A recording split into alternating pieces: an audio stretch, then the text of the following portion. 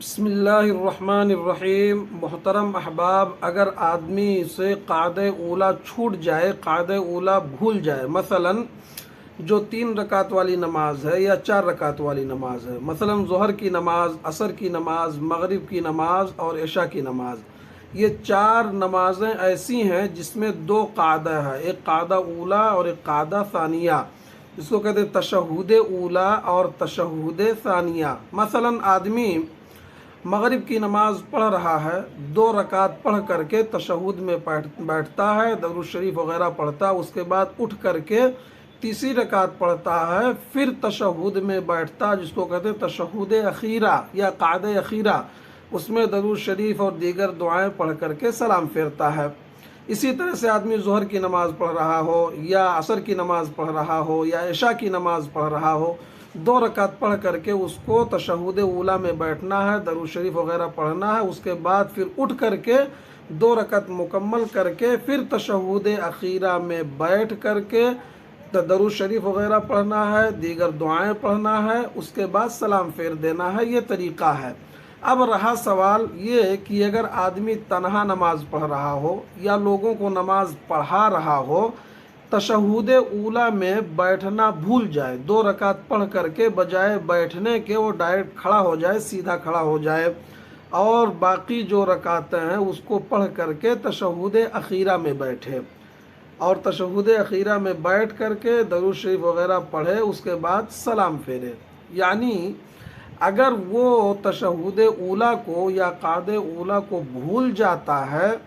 تو پھر کیا اس کی نماز صحیح ہو جائے گی؟ ایک تشہد سے اس کو کیا کرنا ہے؟ ایسی صورت میں اس کو جو ہے سجدہ سہو کرنا ہے سلام پھیرنے سے پہلے۔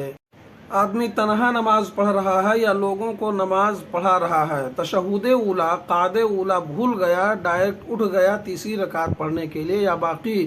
نمازیں مکمل کرنے کے لیے، تو اس سلسلے میں حضرت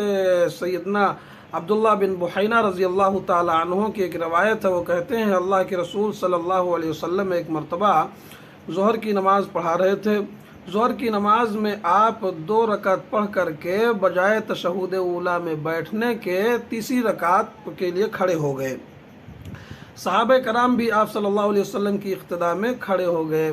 پھر آپ نے نماز مکمل کی اور آخری قعدے میں آخری تشہد میں بیٹھے۔ صحابہ کرام منتظر تھے کہ اللہ کے نبی صلی اللہ علیہ وسلم سلام پھیریں گے۔ آپ صلی اللہ علیہ وسلم درود شریف اور دیگر دعائیں پڑھنے کے بعد آپ نے تکبیر کہی اور آپ نے 2 سجدہ کیا، سجدہ سہو کیا، اس کے بعد آپ نے سلام پھیرا۔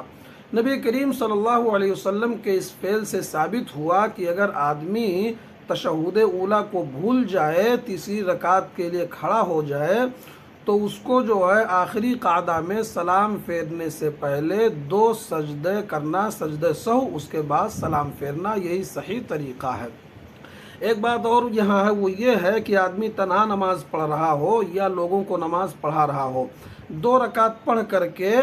تشہد اولا میں بیٹھنے کے بجائے وہ اٹھ جائے، ابھی اٹھنے کا ارادہ بنائے یا تھوڑا بہت اٹھا، اس کو یاد آ جائے تو اس کو چاہیے کہ وہ دوبارہ بیٹھ جائے اور تشہد پڑھے۔ اگر نماز پڑھا رہا ہے اور 2 رکعت پڑھا کر کے